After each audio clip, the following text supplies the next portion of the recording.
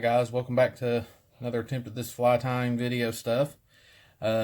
This week, going to stick with the dry fly patterns, and I just tied up a little Elkhair Caddis. Nothing too fancy with me. Still trying to get a handle on a lot of this. Trying to get a handle on the actual tying. Videoing it while I'm doing it. So we'll give this another shot. Elkhair Caddis, what can you say about it? A lot of people tie them up. They're used a lot out west. A lot of the spring creeks out there, especially, caddis hatches, of course. I also think it's a good hopper pattern, personally. Pretty simple. I mean, you're just looking at a little Elkhair, hackle to match, and dubbing to match. So you're just looking at three little simple ingredients put in there. So we'll give it a shot, see how it goes. You guys let me know, and that'll be it.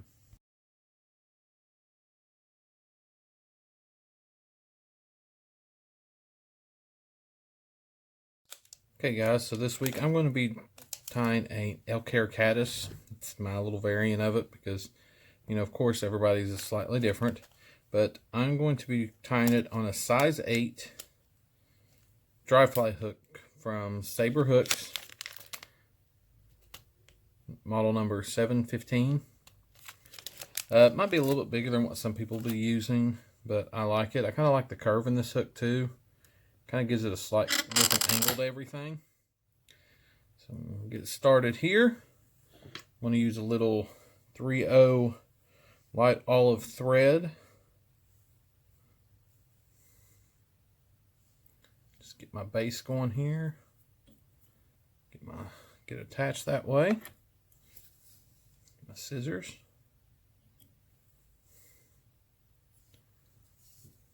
Get this mount all the way back here to where I'm just over the barb on the hook. Next, I'm going to get me a piece of hackle. Dig down to it here. I got all hung up here. Tried to clean up a little bit. It's probably my biggest mistake because I tried to clean up a little bit. There we go. And this is in a yellow dyed light black band to it. So I can't find one here I like because a little bit I'm going to be using. I don't need a huge feather. I got something a little bit smaller here. Doesn't look like I do in this one. There we go. Alright. Keep getting other feathers in my way. I'm trying to grab this out of here. There we go. Okay. That down out of the way. And just tie the end of this in.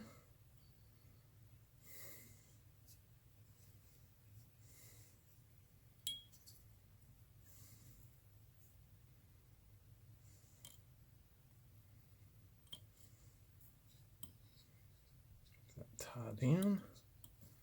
Just kind of let it sit back here out of the way. And get some fluff out of the way there that way too.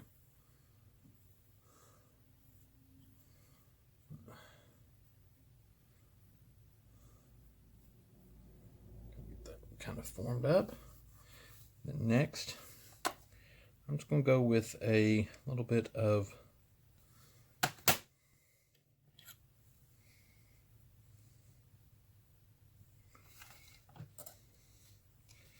an amber color all dry fly hackle here.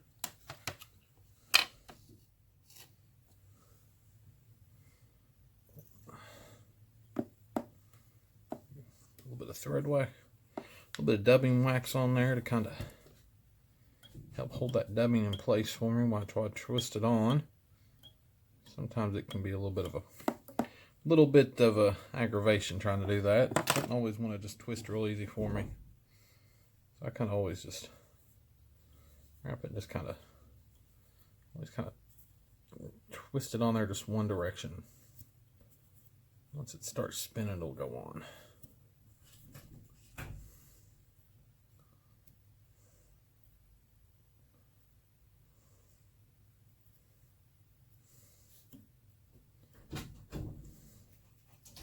Get that spun on there real good.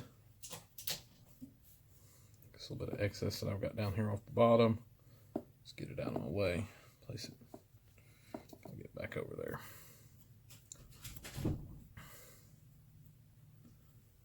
Just going to kind of get that position on the thread good. And then start. Get my thread up. And once I start getting the dubbing on, I always like to kind of grab it. Just kind of keep it pulled a little bit tighter. Kind of hides those seams when you're putting it together. I'm just going to start working towards the front now.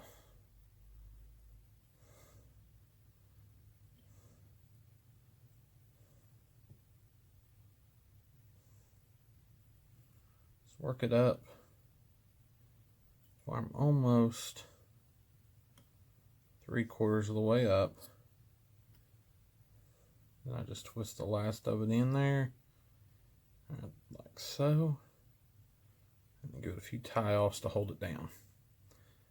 And then I'll take my hackle, and I'm just going to start counter-wrapping it up the shank of the hook. And as I go up, just kind of slowly start segmenting up the body.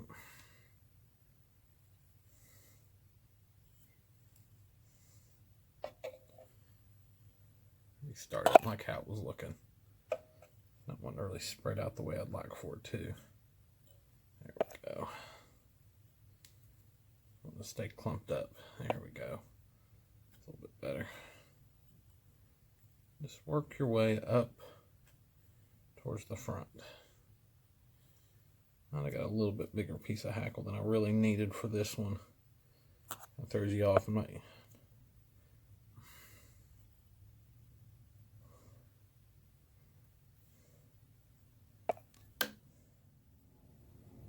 Work my way up. So I get right there to the end of the dubbing. One last little twist around. Then I'm just going to tie it off. A couple of twists over top of it. A couple of twists in front of it. And just clip that you don't need out of there. And always kind of, there we go. Get it kind of laying where you want it. Right now it's a big old hackly mess. But that's okay, I can live with that. Just gonna kind of brush back here and kind of give a few quick wraps right up here just to kind of make sure I get that seated down good. There we go.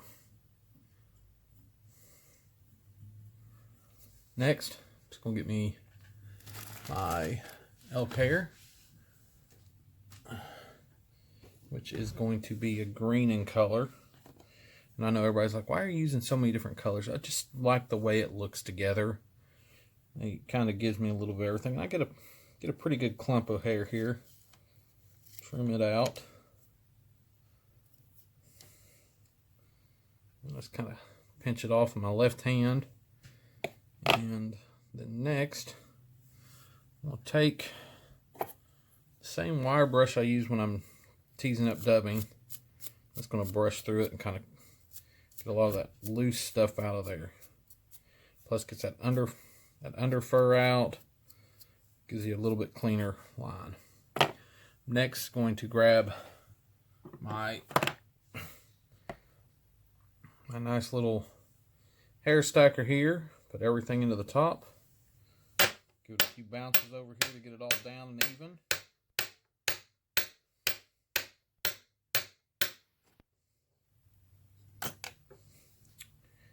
Grab it right by the end that's all pinched off together. Get a little bit better grip on it there now. And I'm just going to take my scissors. I'm just going to trim those off where they are completely even for me. Just because it does get a little out of shape. I'm going to just bring that right up. Clean up any other little stragglers that are off the top. I'm just going to pinch it right down there. I'm just going to go up and over once. A little bit tighter than on the second one. And when you come down the third, you just really want to seat it down there good. But making sure you're holding the main back one that becomes the wing as tight as you can, because you don't want it to wrap around the hook for you. You're just going to slowly move it up through there. And then just get yourself ready there at the end. So it's going to kind of flare everything up pretty good for you. Then just kind of brush it out a little bit more, because you're still going to have a little bit of that under hair in there. So you just kind of cleaning it out some. I'm going to grab my whip finisher. I'm just going to put in 2 or 3 good solid whip finishes in there.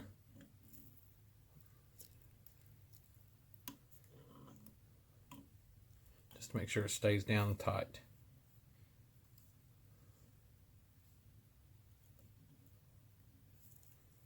One, two.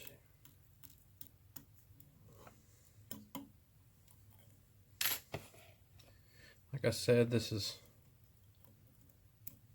hackle's a little bit longer than what I'd normally use for this, but I think it's going to give it a pretty neat little look, so I'm not really too worried about it. Like I said, I usually, now that I've got everything tied down real good, I'm going to grab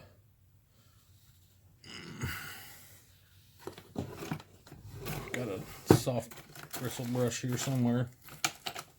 I actually tried to clean up, and that's probably my downfall now. I can't find anything. We'll kind of brush through that.